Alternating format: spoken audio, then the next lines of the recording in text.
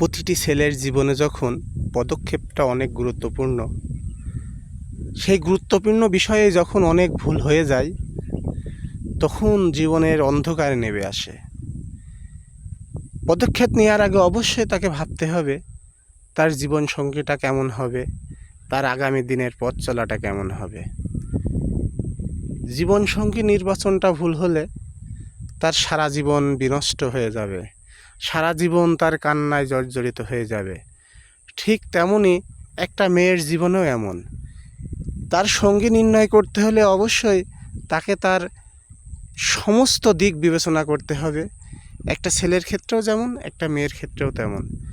তাই পদক্ষেপ নেওয়ার আগে অবশ্যই বারবার ভাবতে হবে যাতে জীবনটা নষ্ট না হয়ে যায়, জীবনটা শেষ না হয়ে যায়। কারণ আপনার জীবনের লক্ষ্য অর্জন করতে হলে আপনার প্রতিটা পদক্ষেপ আপনার মেপে ঝুঁকে নিতে হবে।